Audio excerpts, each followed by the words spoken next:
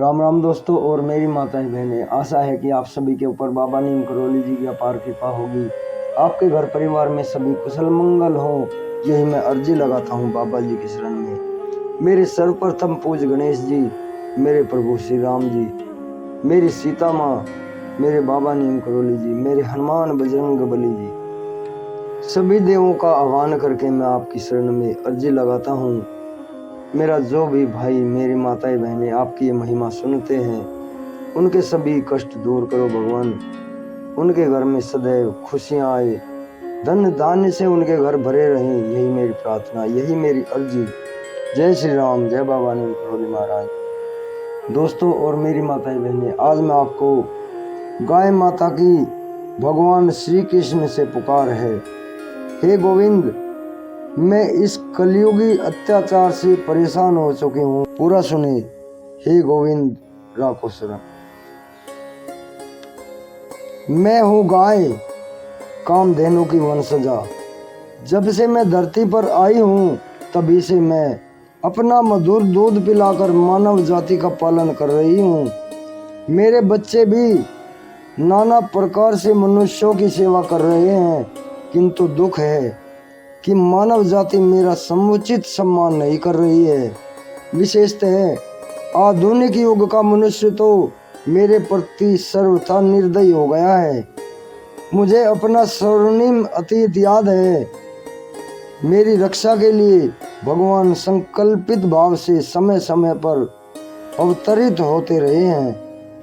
भगवान श्री कृष्ण ने मेरी अद्भुत सेवा की थी। राजा दिलीप व्याघ्र से मेरी रक्षा हेतु अपने शरीर का मांस देने को तत्पर हो गए थे। प्राचीन काल में मुझे गौ माता कहकर आदर दिया जाता था। लोग अत्यंत श्रद्धा के साथ मुझे अपने आंगन में बांधते थे और मुझे देव तुल्य जानकर सुबह शाम मुझे प्रणाम करते थे। मेरे दर्शन को वे शुभ शकुन मानते थे। वे प्रतिदिन मुझे हरा चारा खिलाने दूर तक ले जाते तथा लौटने पर नहला धुलाकर वस्त्राभूषणों से अलंकृत करके रखते थे।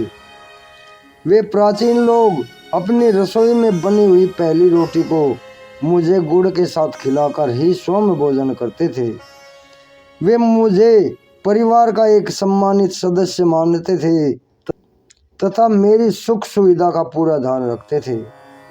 वृद्धा हो जाने पर तथा दूध न दे सकने की स्थिति में भी वे सहसा मेरा परित्याग नहीं करते थे, अपितु यह जीवन मेरा पालन पोषण करके मेरी मृत्यु हो जाने पर मेरा अंतिम संस्कार कर देते थे। वे पुराने लोग मेरे दूध पर मेरे बच्चों का पहला अधिकार मानते थे तथा जब मेरे बच्चे दूध पीकर तृप्त हो जाते थे, तभी वे अपने लिए मेरा दूध दूहते थे। मैं भी उनकी निष्ठा से अभिभूत होकर स्वयं ही उनके लिए और उनके बच्चों के लिए पर्याप्त दूध दे देती थी। किंतु अब ऐसा नहीं रह गया है गोविंद। आज लोग मुझे अपने घरों से निकाल रहे हैं। वे मुझे अपने घरों में नहीं पालते। ले देकर कुछ लोग हैं जो दुग्ध व्यवसायी ही हैं, जिनके यहाँ मुझे शरण मिली है, किंतु ये ठहरे व्यवसायी अधिकाधिक दूध लाभार्जन ही इनका उद्देश्य है। थोड़ा सा चारा खिलाकर मेरे थन से प्रथम से अंतिम बूंद तक समस्त दूध निकाल लेना इनका रोजमर्रा का काम है। इतना ही नहीं, इसके लिए कुछ तो आजकल मेरी नाजुक गर्दन में और कभी कभी मेरे थन में सुई चुभाने का क्रूर कृत्य भी करने लगे हैं। इस सुई से मुझे जो मर्मांतक पीड़ा होती है, उसे तो सर्वांतर्यामी भगवान श्री गोविंद ही जान सकते हैं। मैं किसी से लड़ती झगड़ती नहीं। यदि कोई दो डंडा भी मुझे मार देता है तो मैं चुपचाप सह लेती हूँ, किंतु अब सहा नहीं जाता गोविंद। पर कहूँ किससे, यह समझ में नहीं आता। देश की सरकार बाघों के लिए अभयारण्य बना रही है, किंतु मेरी रक्षा के लिए मौन रहती है। प्रतिदिन मेरे सहस्रों वंशजों को अकाल मौत के घाट उतार दिया जाता है, परंतु सरकार चुप रहती है। नारी विमर्श करने वाली मेरी मानवी बहनें भी मेरी पीड़ा पर दृष्टिपात नहीं करती। अब तो भगवान श्री कृष्ण ही शरण्य है। हे गोविंद राखो शरण। जय श्री कृष्ण, जय श्री राम, जय हनुमान जी, जय गाय माता की। दोस्तों और मेरी माताएं बहनें आगे भी शेयर करें।